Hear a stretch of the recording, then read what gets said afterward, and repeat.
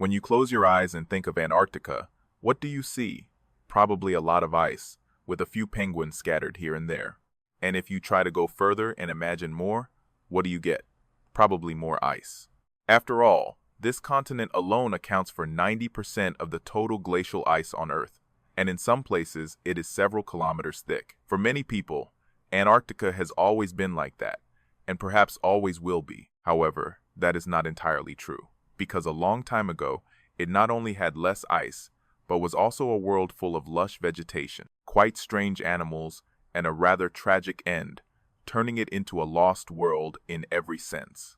While today Antarctica is known as the most isolated of the 7 continents, without natural boundaries, it was once much more integrated, located farther north and closer to other continents. In fact, for most of its history, it was connected to the rest of the world. For millions of years, it was attached to South America and Australia, or at least had land bridges connecting them, allowing many life forms to use Antarctica as a transit point, including dinosaurs. We know this because researchers have found nearly identical sauropod dinosaur skulls on all 3 continents, implying dispersal across all 3. Besides being a transit area, many dinosaurs and other animals decided to settle in Antarctica because it was much warmer in the Mesozoic era due to its more northerly latitude and higher global temperatures. As a result, the average temperature was about 12 degrees Celsius during the Cretaceous period, meaning it was much warmer than many European countries today, such as Germany, etc. Instead of just a few hardy animals, there were many dinosaur species, including theropods, armored dinosaurs, hadrosaurs, and sauropods. And underwater, there were many sharks and marine reptiles. Moreover, thanks to a milder climate and increased rainfall, the landscape became unrecognizable compared to now. Very green instead of white, dominated by vast rainforests where conifers, ferns, flowering plants, and ginkgos made up most of the flora. In other words, there would be no way for you to realize you were in Antarctica, even ignoring the dinosaurs.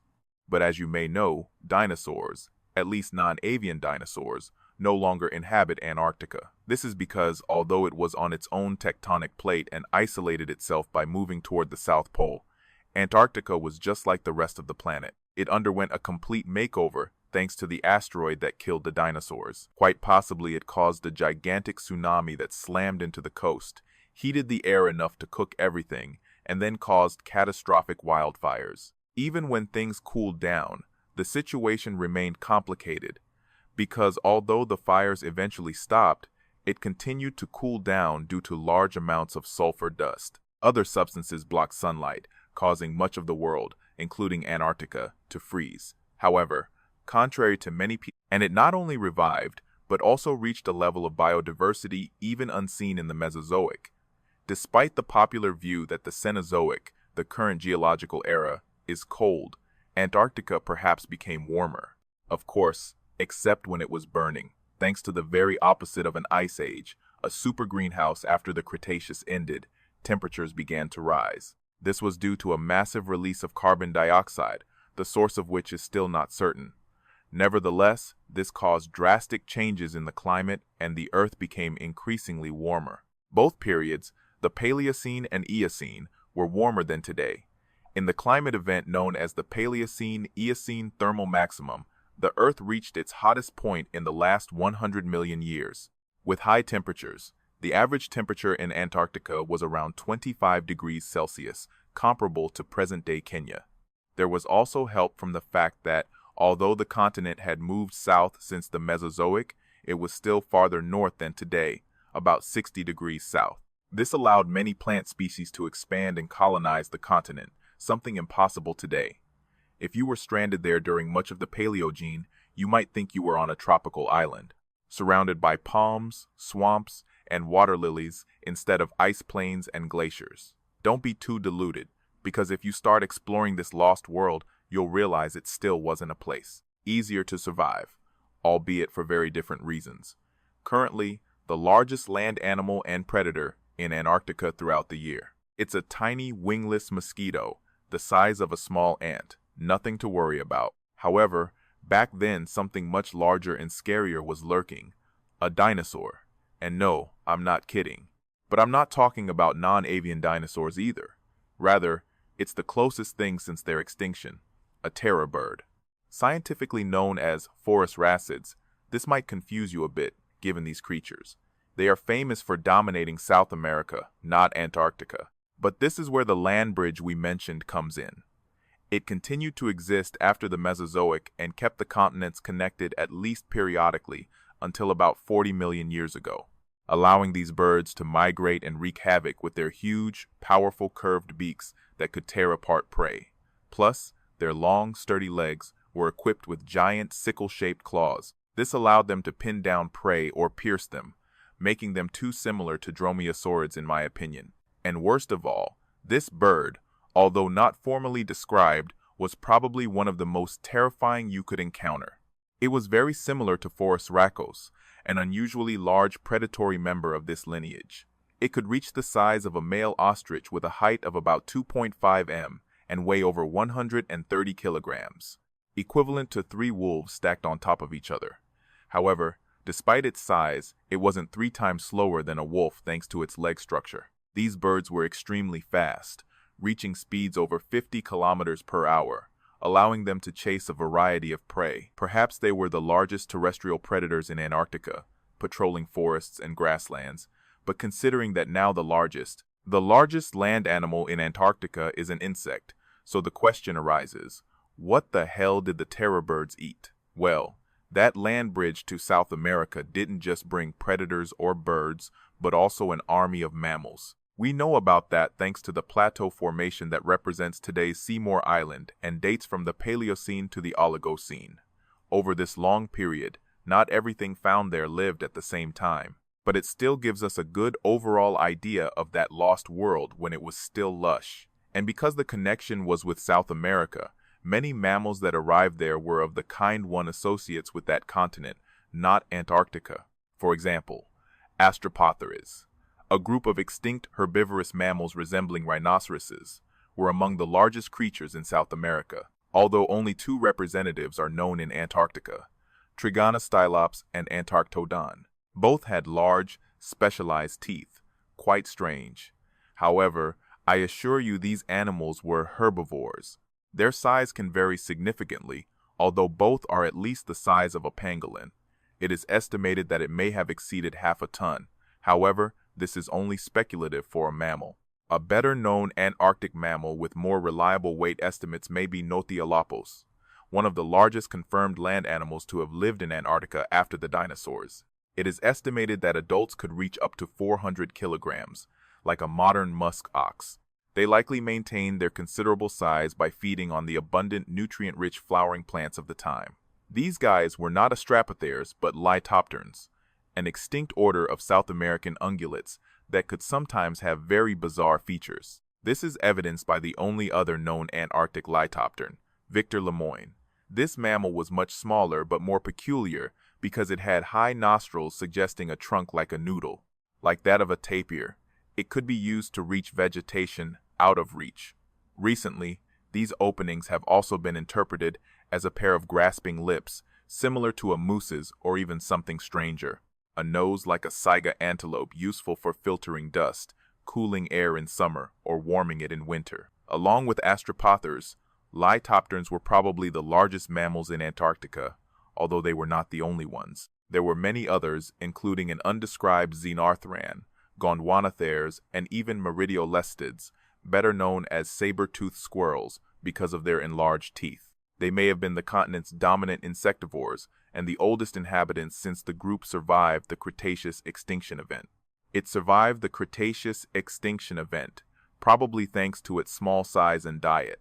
And to finish, there is another surprising aspect: marsupials. When you think of a marsupial, you probably imagine this, or even this, basically Australian animals. And although today they have a good home there, marsupials actually evolved first in South America. That explains their presence in Antarctica from there. They eventually migrated to Australia because both continents were connected during part of the Cenozoic. So far, 3 groups of marsupials are known to have reached Antarctica: Dirorhynchids, Polydolopomorphs, and Microbiotheres. Unfortunately, very little is known about the first group, but about the second, we know a bit more. They were quite diverse in appearance and could occupy various ecological niches. Meanwhile, the third group, microbiotheres, we know quite well because they still exist, although not in Antarctica. Its only living representative is the monito del monte, which lives in Argentina and Chile. Interestingly, this small marsupial is more closely related to Australian marsupials than to its South American neighbors. Although that's another story, the important thing here is that marsupials, along with many other ancient South American mammals, were essential components of Antarctic ecosystems, providing abundant food for their supreme rulers, the terror birds. And it wasn't just birds that mammals had to watch out for, because another carnivore also made these lands and waters its home. A predator you would never imagine in Antarctica today, crocodiles, or at least some kind of crocodilian. For a long time, paleontologists suspected that crocodiles lived on the continent due to land connections and the mild climate of the time. But no evidence was found until a giant osteoderm fragment dating from the Eocene appeared. This fragment matched exactly those seen in living and extinct crocodiles. So we know for sure it was a crocodile, but not which kind. We know it was a giant, because the osteoderm fragment found is the size of one from a crocodile about 7 meters long, which is 15% larger than the largest recorded saltwater crocodile, and 35% larger than average size.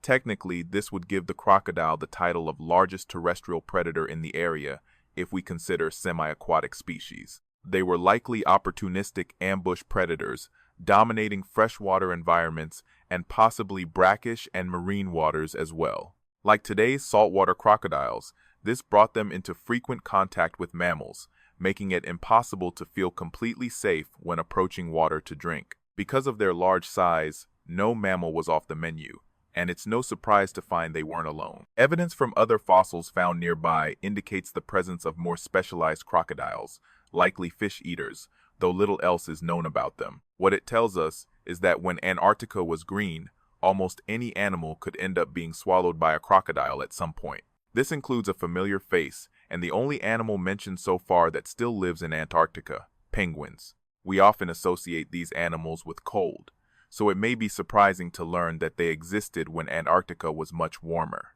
Penguins began their history in hot conditions, likely evolving on the coasts of Australia and New Zealand about 60 million years ago. And then they reached Antarctica, where they thrived. And if today we consider this continent a paradise for penguins, back then it was nearly a true paradise, because currently only 2 species live there regularly, but during the Paleogene period, that number was nearly 16. Each species was slightly different from the previous, but it wasn't just their diversity that was surprising, but also their size. Among those 16 species, 3 are classified by experts as giant penguins today. The largest is the emperor penguin, which can weigh up to 45 kilograms and reach 1.5 m in height. That's impressive, but still small compared to 2 of the ancient giants, namely Anthropornis and Paleodyptes. Both were giants at maximum size. They could reach 2 m in height, taller than Michael Jordan, and also heavier. Thanks to their stocky bodies and thick fat, Anthropornis could weigh 108 kilograms and Paleodyptes even more, 116 kilograms. We're talking about penguins larger than a jaguar, so a slap from their flippers must have been very painful. They were also excellent swimmers, able to hold their breath for over 40 minutes, allowing them to hunt squid, fish, and krill effectively. It is believed that their giant size still served for energy conservation. Even their giant size wasn't enough to fend off crocodiles if they encountered them, and perhaps it didn't save them from other nightmares patrolling the coasts, namely the mosasaurs of the time and cetaceans. Today there are still whales in Antarctica that inspire awe, but the whales of the Paleogene were in some ways even more fearsome and larger. So far, 2 genera are known from the Plateau Formation. The first is likely an apex predator of its time, the basilosaur. These cetaceans were large with snake-like bodies, specialized in hunting in shallow waters. They were equipped with massive skulls and giant teeth that could pierce through skin, muscle, and bone with ease. According to a lower jaw found, this mysterious basilosaur could reach up to 12 m in length. It likely ate anything of suitable size, including giant sea turtles that could be up to 3 m long. They were larger than any turtle today. Although not a predator like the basilosaur, Also swimming in these waters was Ionocetus, an even more fearsome whale. In terms of appearance, what we have so far are the remains of an immature specimen. But the key detail is, the immature specimen was already very large.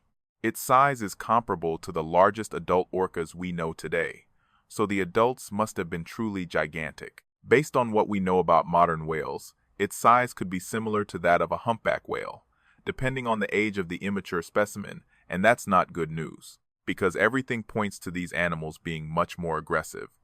Although also belonging to the baleen whale group, back then baleen whales still retained their teeth. They could use them for predatory behaviors or to help capture prey while feeding by suction, because their facial structure is also somewhat similar to today's beaked whales. It could be a hybrid predator, both hunting and using suction to feed.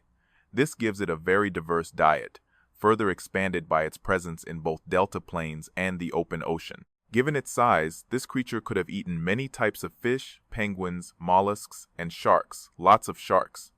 Unlike today, prehistoric Antarctica had an exhaustingly long list of shark species. In a way, it was like Paleogene Australia. You could find requiem sharks, goblin sharks, kelbacho sharks, carpet sharks, lantern sharks, black sharks, long-nosed sharks, and 7-gill and 6-gill sharks. There were also dogfish, crocodile sharks, sand sharks, angel sharks, and saw sharks. I told you it was an exhaustingly long list, and that's not even all of them. There were also 3 particularly interesting residents. An extinct basking shark, a thresher shark that might be the ancestor of the mako shark, and the most fascinating of all, the Megalodon. Megalodon? Well, not exactly. More precisely, 2 species from the same genus as Megalodon, Otodos. What does ear-shaped teeth mean? Specifically, researchers know that Otodus sokolovi and Otodus auriculatus once roamed Antarctic waters. There they were apex predators and probably clashed with giant whales, because they too could be very large. The smaller of the 2 species is Sokolovi, which had teeth, with serrations finer than most Otodus and often reaching up to 6 meters, quite large, roughly the size of the largest great white sharks today. On the other hand, Auriculatus was much larger. It could reach up to 9.5 meters, not as long as Megalodon, but still imposing enough to secure its apex predator status. Based on what we know, it can be assumed that these species probably ate fish, turtles, other sharks, and even whale calves. Their presence, along with the rest of the sharks, made prehistoric Antarctic waters deceptively dangerous and chaotic. For penguins and any species living in the water, penguins weren't the only birds living in constant alert, as a large number of species inhabited the area. In fact, the success of birds during the Paleogene reveals an interesting story. Some paleontologists believe that it was here that the first modern bird, Begavis, evolved. This bird did not survive the end of the Mesozoic, but its presence on the continent shows the importance of Antarctica for bird evolution. Even more interesting, some experts suggest that many birds survived in Antarctica after the asteroid impact. This explains their large numbers and diversity. So far, we know that hawks, ibises, seagulls, and petrels lived in the area at that time. Also, you have the strangest bird of all, now extinct, Daesornis, of the family Pelagornithidae.